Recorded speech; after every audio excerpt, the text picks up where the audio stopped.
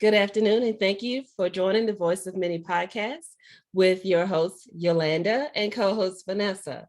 This afternoon, we have the privilege of having with us Miss Melissa Reilly. And her topic that she's bringing to us is very sensitive, very emotional, very personal, and one that we never really think about.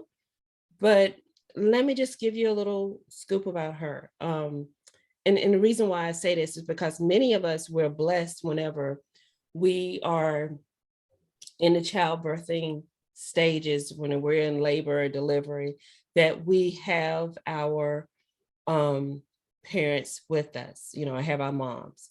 But, they can be just a phone call away. They could be in the waiting room, or they can just be right there with us as we're going through the delivery. Our guest today did not have that opportunity. And so we're going to hear her speak about how not having that support of a mom during the most memorable moments, how it can really impact our lives. And she too, as a mom, she has two boys. She's a clinical psychologist and parents. She teaches, and she's passionate about what she does.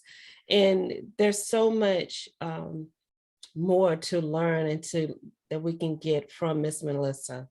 So, and a lot of times, as I say, this topic is very personal and near and dear to women. And a lot of times too, I didn't bring this up to Melissa earlier, we have men that also suffer postpartum depression as well. And we don't hear about it. Right. So without further ado, welcome to the mic. Welcome to the show, Miss Melissa. Hello. Well, thank you, Yolanda and Vanessa. I appreciate the opportunity to be on the show with you. It is my pleasure. So thank you.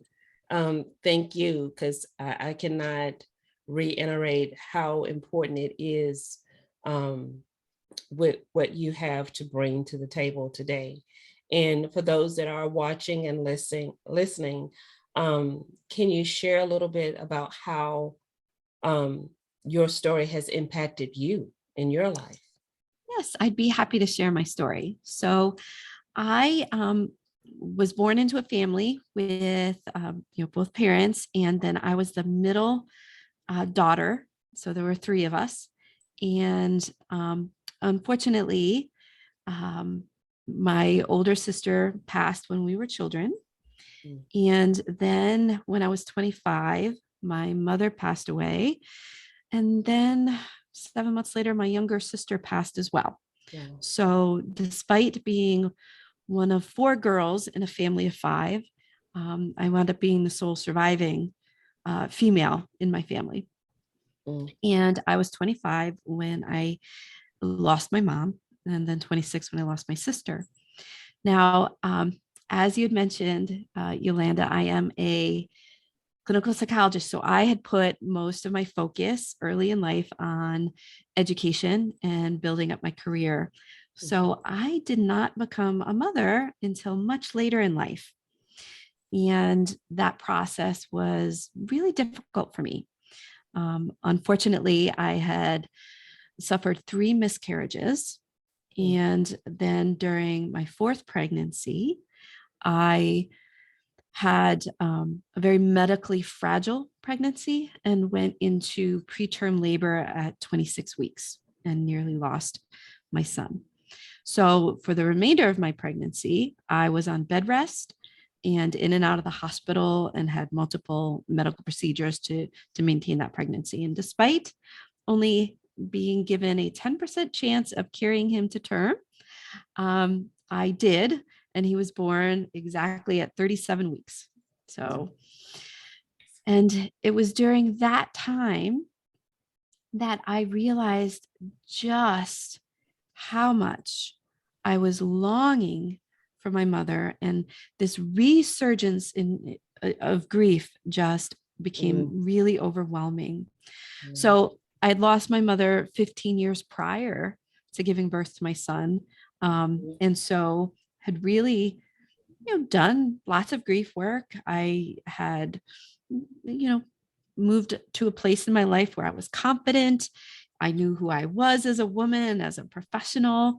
I Yeah. was only days shy of my 38th birthday and was really surprised by just how overwhelmed I felt when my son Mm. was born, and how alone and insecure and not prepared at all.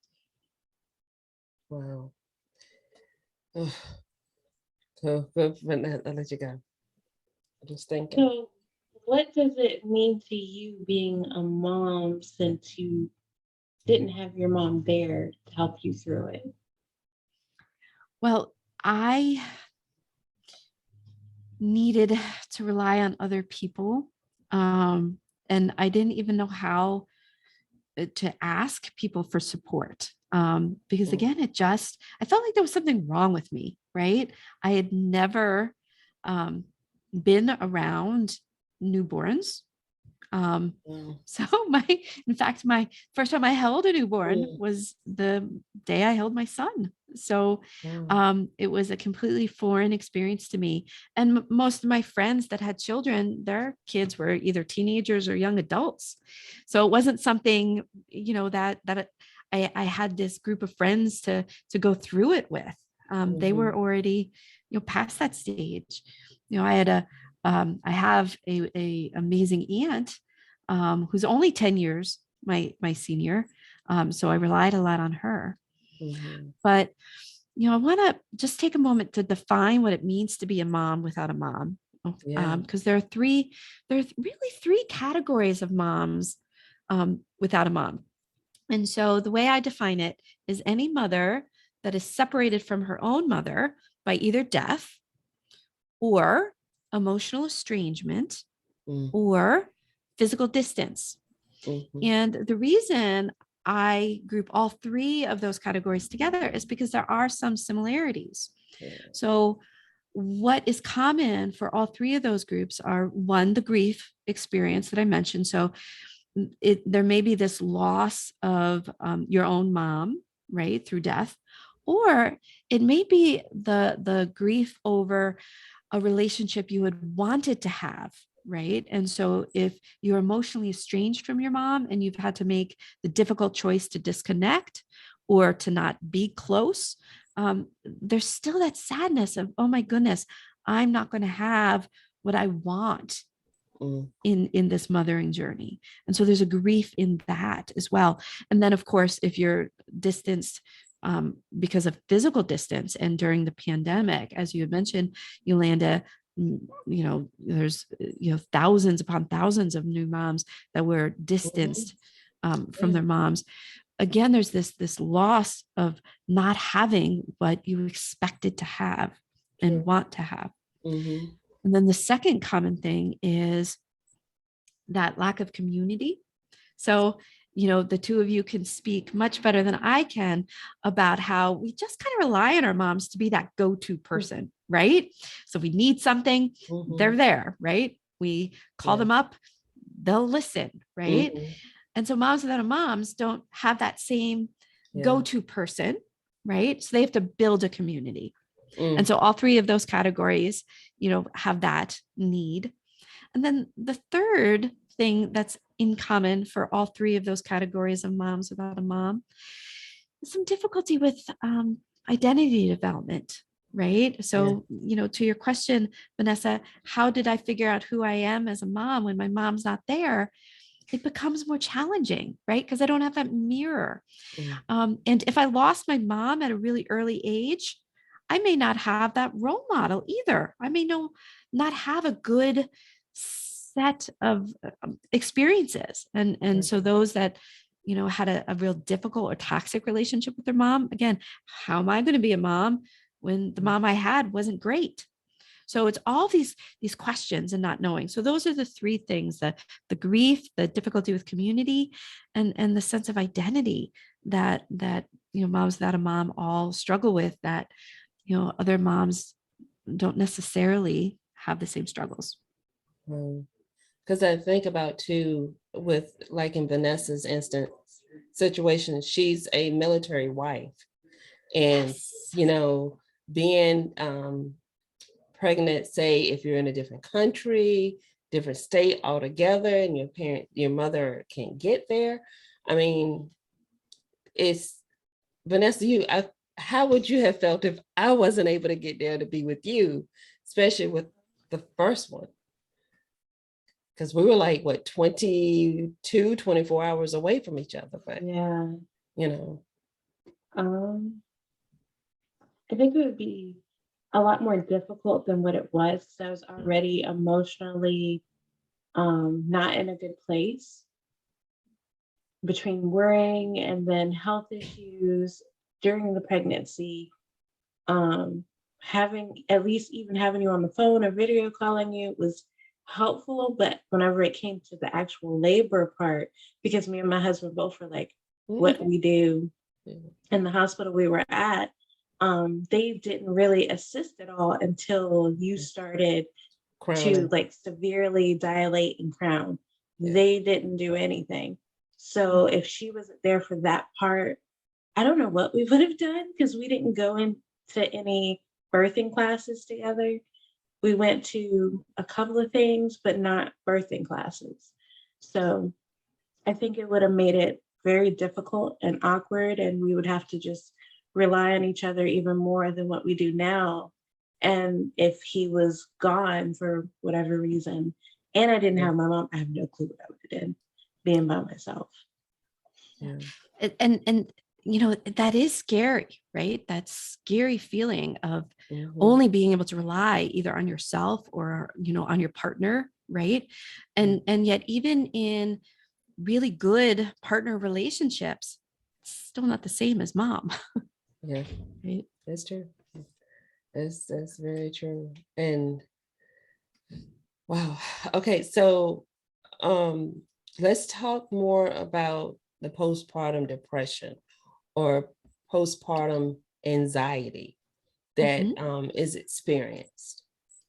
Absolutely. So it is not unusual to experience postpartum depression or anxiety for moms. Unfortunately, those that are experiencing um, higher levels of distress are at higher risk. And so, those moms without a mom, by the very nature of being a mom without a mom, puts them at a higher risk for experiencing postpartum depression or anxiety. Now, in addition to that, I think that oftentimes the grief process goes completely unrecognized as being grief. So there are some women that aren't experiencing depression or anxiety, but they're experiencing grief, but don't have the words to describe it or don't even put it together, right? Mhm. And so they can often look very similar. Yeah. But if the grief isn't addressed, right, then the depression, you know, just simply treating that may not be helpful or useful. You know, so grief it isn't always that the crying sadness, right? Mhm, It can be decreases in motivation, energy, feeling like there's something missing, that mhm, sense of longing, the not being or feeling okay or secure in yourself, just being tired. Now, again, all of that is pretty common with just postpartum in general, mhm. but it's really that very intense feeling like there's something wrong with me, or I'm not going to be able to do this. Um, Yeah. you know, that's a you Yeah. know kind of a hallmark of either depression or again that grief. Yeah. And then too, I know we talking about the grief part. Not every mom leaves the hospital with her baby, Correct. whether it's in NICU or if something totally goes wrong and she loses that child. So that makes the body kick and react even harder to that postpartum depression. And Absolutely. and then you're not just dealing with the mom, you're dealing with the dad as well, Mhm. who's suffering, from that too. So Yes, it just takes it to a absolutely. whole nother level. Absolutely. Absolutely. Yeah. Yeah. And so, one of the things I think is really important for those moms that are moms without moms that are listening to this to Mhm. know is that what you're experiencing is difficult, right? Yes. I've talked to so many women and they describe it as feeling really just heavy, right? This heaviness, this extra burden that, again, they can't necessarily identify. They just feel like something is wrong. And so I want them to know that this is difficult. That is Yeah. real. There isn't something wrong with you because you feel this way, right? I Mhm. want to validate that because you're not hearing that anywhere else. That's true. And for the dads listening, I think it's Mhm. important to recognize, right, that even when you're being loving and supporting, right, you could be the most perfect partner to your wife, that her missing her mom or longing for a mom that would be Mhm. healthy and supportive is normal, and it doesn't diminish the support you're giving. Yeah. Okay. Yeah. And so I don't want you to feel bad like there's something wrong with you because you're not enough for, the mom of your child. It's just different. It's a different relationship. It's true. Is there anything else that you would recommend for someone who is going through or still experiencing grief? Absolutely. So there are three things. I'm all about the threes, right? Um, but there are three things that I think are really helpful with regards to, healing in grief. And first is recognizing grief, right? So recognizing that some of the discomfort you're feeling Mhm. um, is is just the sense of loss, right? And so even if it's not about the Mhm. memories or something specific that you can pin on it, um, grief is all encompassing, and grief is lifelong. It's not 3 weeks, it's not 3 months, right? It's not 3 years. It's lifelong, right? We go Mhm. the rest of our life grieving. Now, that doesn't Yeah. mean we're not functioning. It doesn't mean it's at the same intensity level, but grief tends to get re-triggered Mhm. during significant times, right? Yeah. So, So true. when my sons reached the age of 7, which was how old my older sister was when she died, there was a Mhm. huge resurgence of grief, right? Um, Mhm. because there was like this awe, this sense of, oh my God, I can't imagine losing them at this age. And that's what my parents experienced, right? And so there was just, things get churned, right? And Yeah. so I want to normalize that, right? So, even if you've processed and you've gone through the grief process, it is normal for it to come back. So one is recognize. Mhm. The second is express. It is so important to be able to express your stories, right? In Mhm. our culture, we don't do a very good job with grief, right? So often we just try and cheer people up or we try and Yeah. distract them, right? Yeah. We try and make them feel better. It's not what they need, right? They need a safe place to just tell their stories, the happy memories, the sad Mhm. memories, the difficult times, the frustrations, the fears, right? Mhm. Just a place to express it Mhm. and maybe tell the same story 10 times. Just listen, right? That's important. So true. Retell your stories. And if you don't have safe people to do that, then write it. I'm a big fan of writing your loved ones letters and just keep those conversations going. So that's the second thing. And then the third one is fill the gaps, right? And this happens later, right? It's learning to identify what are those things that you need from the people that you lost and how can you get that in other areas. Mm. So building a community, I'd mentioned that earlier, Yeah. not having that go-to person. That's an important way of filling the gap. Mm. Mm. So, how can we recommend for moms to get support so that way they can find someone that they can depend on that's similar to a mom? Mhm. All right. So that goes right into what I was saying about community. And this time, ladies, it's not 3, it's 4. Yeah. So I have 4 things with regards to building community. I think there are 4 women that all moms should have in their corner, and not just moms, actually. I think all women should have 4 people. But anyway, so I have names for them. The first one is the wise woman, right? So this is the person that knows things, right? We can ask questions. They give advice.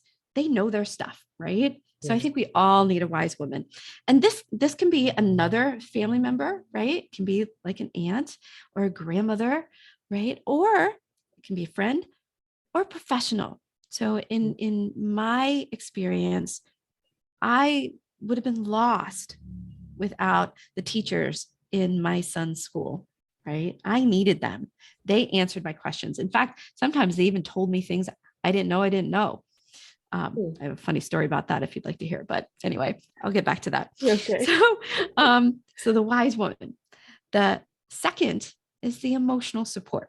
So we need a friend who we can share our emotions with.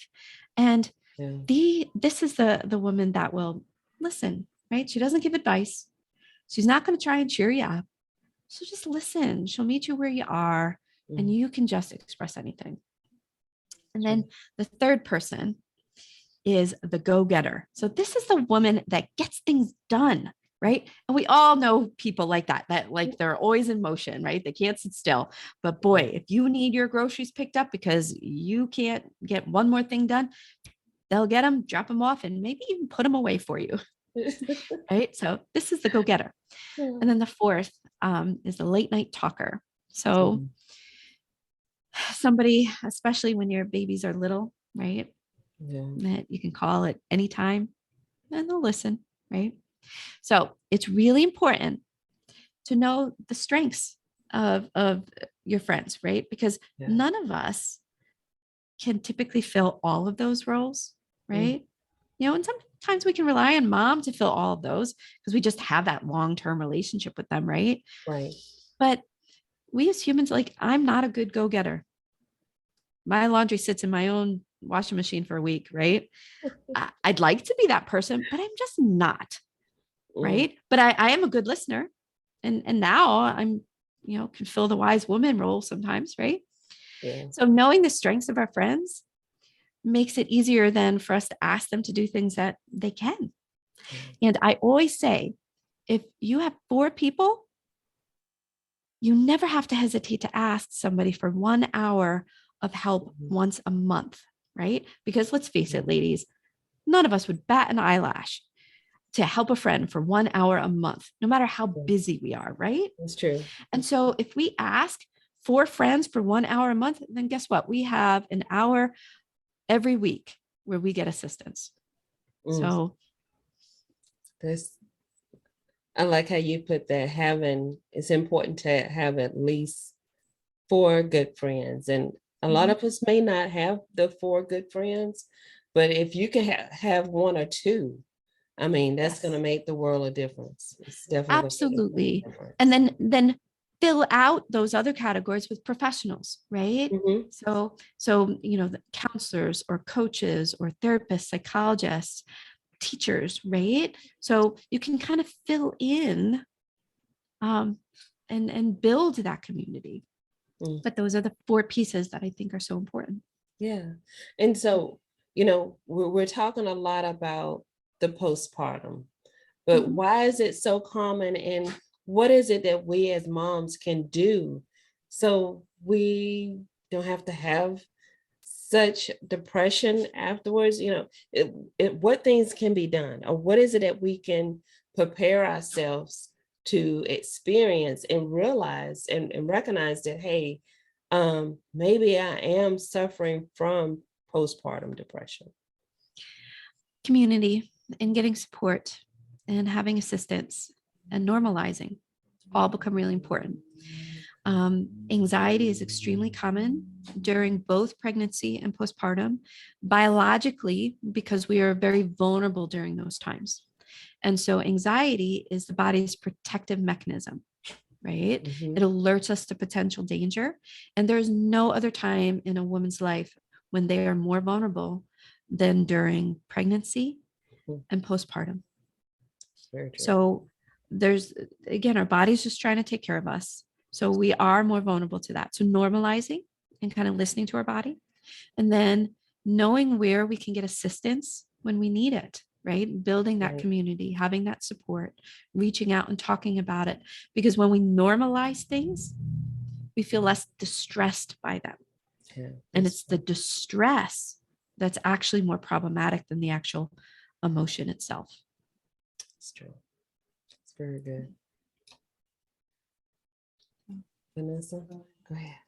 Why do you think mommy guilt is such a common experience that we all, for some reason, go through? And what can we do to not feel that way? Excellent question. Mom guilt is very common because moms tend to take on the role of doing most things for their family, right? Mhm. So guilt itself is just an emotion.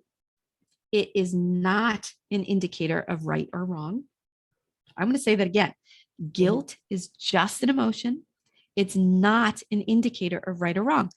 All emotion has the function of creating community, right? So we as Mhm. humans need to live in communities. Yeah. So that's emotions function. So happiness, sadness, anger, fear, all of them help us to live in community. Guilt is also part of how we can live together. So its function is simply as a pause button. So guilt gets triggered Mhm. anytime we're doing something new or outside of our comfort zone. So as moms, everything, as new moms in particular, everything's Mhm. new, right? Yeah. But we tend to be the do-forers, right? So whenever we start to kind of look at our own needs, especially if we haven't been good at that in the past, guilt gets triggered because it's outside of our comfort zone, right? So we feel guilty. But guilt itself is not indicator of right or wrong. It just makes us pause to think about what we're doing and if it's Mhm. okay for ourselves and those around us. So I call my guilt Gladys. She comes with me everywhere, right? But I no longer have get Gladys drive. She has to sit in the back seat. So I don't try to get rid of Gladys, right? Because we can't get rid of an emotion, Mhm. but she doesn't get to decide where we go. I drive. That's She has good. to sit in the back seat. Okay. So, all you mamas out there, guilt is normal. Wear it as a badge. It's totally okay. That means you're doing something that's uncomfortable. Go ahead, do it, right? If it's not outside of your value system, it's okay. And that moms without a mom tend to feel guilty anytime they need to ask for help. But you know what? It's normal to need help. Yeah. We feel guilty that our children might be missing out on a maternal grandmother. Well, we haven't done anything wrong, right? So you don't have to feel guilty about that. Is your child missing out on something? Yeah. But unfortunately, that's just part of life, right? So again, guilt is just normal. You don't have to feel bad about it. Wear it as a badge. Like I said, I call mine Gladys. She sits in the back seat. In the back seat. I like that. So how can our listeners and our watchers get a hold of you, get in contact with you on social media, and also get a hold of some of your services? All right. So I would love to connect with your listeners. So there are several ways to do that. First, you can follow me on Instagram. Mhm. I'm there at Moms Without a Mom. My website's momswithoutamom.com. But I have two guides that I would like to offer to your listeners for free. The first one is for those moms with babies, and this is good for any mom with babies, but especially moms without moms, because it's called Care for Yourself While You Care for Your Baby, and it's designed. It provides 6 strategies on how you can engage in self-care when you can't step away from your baby. So Okay. everyone's talking about self-care nowadays, right? That's Yeah. awesome. But not all of us can get me time alone, Yeah. right? That's true. So these are 6 strategies of taking care of ourselves with your child with you. So I highly recommend that for any mom, right? Yeah. But especially moms without moms. And I'll give you that link to Okay. that. Okay. And then the other one is for moms without moms of children of all ages. And this one is called the Enjoy Being a Mom Again Quick Guide. And this is to help moms that find those feelings of longing kind of getting in the way of being present with their kids. And so this provides an easy 5-step strategy to bring your awareness back to where you want it. So I will give both of those for free, but I love to connect. So please feel free to reach out, connect. People can, I'd be happy to set up a call and chat. I want to be available to be part of your mom community. Okay. We'll definitely make sure the information and the word gets out there, because the world is different from what it used to be. Not just 10 years ago, not just 5 years ago, but 3 years ago. The world is different. And we're having to learn different ways of adapting. And in the process of adapting, we have to listen to our bodies. And like you say, and take the advice from those that have the tools that we need to be able to improve. So thank you so much. You are very welcome. It's been my pleasure. It's been awesome having you. So much. Yes, You shined a light on a lot of things like I say, we never thought about before. In being a mother and daughter team, it goes beyond just sitting here in front of the mic sharing. Our bond is even stronger past that. So we have to learn to think of others as we want them to think of us in a process and in a time like this. So thank you. Thank you for your sharing your wisdom and your knowledge. You're very welcome. And to our watchers and listeners, please don't forget to follow us on our social media outlets. And please don't forget to hit that like and subscribe button, as we don't want you to miss out on our great guests and great topics. We want to thank you all for tuning in, and have a good day.